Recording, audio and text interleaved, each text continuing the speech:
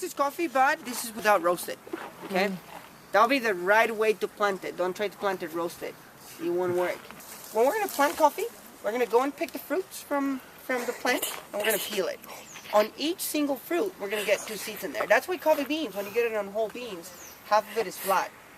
That's because on that flat part is where the other seed was growing, okay? Some of them, instead of 2 seeds, it will produce 3 seeds, okay? They'll be like lower quality coffee bean. They're gonna be smaller than the regular bean. And they're considered lower quality because everything what the whole fruit produce will be divided on 3 seeds instead of just 2, okay? Some of them, instead of 2 or 3, it only produce 1, which is this one. This is called pea berry coffee. That will be the same as 2 first-class coffee beans together. If we're gonna plant coffee, we're gonna pick the beans and then peel it. There's a machine that peels it. We have to let the seeds dry. That's actually dry. That's the right way to plant it. Make a seed bed like this and plant it. Put a whole bunch of seeds together. Actually, this is all planted of coffee. Fine net over that, because we need to make good shade for the small plants. Otherwise, because the sun, the plants, they die. They easily get burned by the sun and then they die, right? It takes about 2 or 3 months to grow the plants that big. We're going to pull them out from there, and we're going to transplant it to plastic bags with good soil in there. But when we transplant them, we do that in pairs. We make 2 plants together in these bags. If you only make 1 plant, it still grows, but 2 makes better. We have to leave them in there for about a year. Once they're about a year old, they'll be ready to plant it. They could be about that big, more or less. When we plant it, it'll take a year and a half to produce coffee. Coffee pickers, they wear baskets like that. There's all different types of baskets. There's some plastic ones. Old-fashioned baskets, they were made out of a vine from a tree. So there's a vine that, once we peel it, has a very thick fiber, kind of flexible, so we can make baskets out of that. Without matter the material of the basket, will have always the same shape. It must be kind of hollow. After you pick a coffee bean from the plant, we have 2 days to peel it and wash it. There's a very sweet juice on the bean.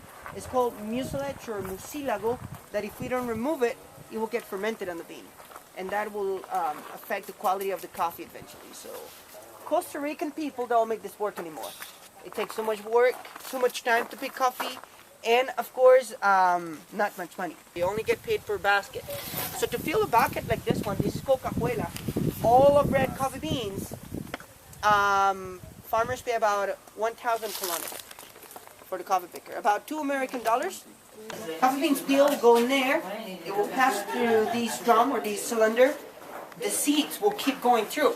So it goes all the way at the bottom and then comes on this way. Right there the coffee goes from the bottom to the top very slowly, and there's water coming in all the time. The water removes all the sweet stuff, all the sweet juice that coffee will have in there. So the machine is going to peel the coffee, but then it's going to wash it also. Now this is a selector because if there's coffee that it was not ripe enough, or it was like totally green, the machine is not going to peel it because the shell's too hard. Okay, so they won't fit in there. Whole bean won't fit in there, right? So if they don't fit in there, they're going to keep going in the first bucket. So coffee that goes in there will be low quality bean, and coffee that will fit through by the moment will be first class. Now out of the green beans, we can still make coffee. We're going to pass it as many times as we need to peel it, so then that way we can still use it. But we know for sure that the quality of the bean is not going to be the same. Okay? So after that, once coffee has been processed through this machine, it'll be time to bring it back to the greenhouse and dry it. So then that way we can remove the second shell. The right way to know when coffee is dry enough is by the sound it makes when you drop the bean. That's dry. So if it wasn't dry, it will sound different. sounds kind of heavier when they're not dry. This way sounds almost like hollow. Actually, the seed is not attached to the shell anymore. So that makes a different sound. Okay, inside, coffee goes in here, on this side. There's like an spiral that will transport the beans from that side to the other side.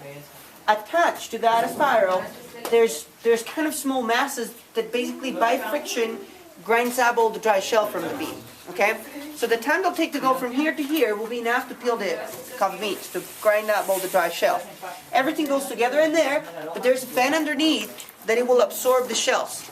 So just because they're lighter and smaller, it'll be taken by the fan and it blows it back in the sack. So the shells goes in here, but the coffee beans peeled, They're bigger and heavier than the shells. So they're going to go in the first bucket, right here. So they'll be like that. Okay? This is dry beans. Oh, let me pick up some shells.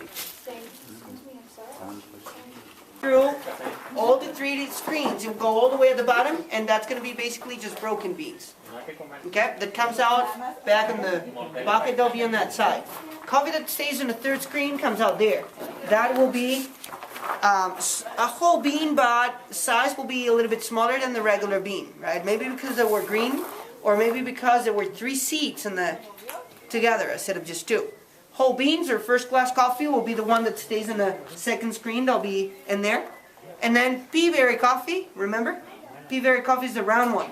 They won't fit on the first screen just because of the shape. Without matter how big it is, it doesn't fit in there because they're round. So they don't fit in there, and they're going to keep going in the first bucket. A regular bean, without matter how big it is, it has a flat side. So it's going to fit in there all the time, and it's going to stay in the second or the third screen. You can take a quick look at that. Like there's small bean, second quality, first class coffee, and then the round one. That's a very good example of it. Broken beans will be even lower quality than the smaller bean. Okay? Alright, this machine is going to roast about 15 kilos of coffee in about 15 to 20 minutes. Okay, so it's kind of fast. It's very, very quickly. Really high temperature? Once the coffee are almost roasted, you'll be about 200 Celsius, more or less. So it is very hot. That's why we have to cool down the beans after we roast it. This is very important. After we roast the bean, we're going to pass it right there and cool it down. Otherwise, the heat of the bean, it will over roast the bean and it will easily burn it. Right? So we put the beans back this way. This is the area where coffee gets roasted, and there's a fan that blows hot air. Just basically hot air is what is going to roast the bean.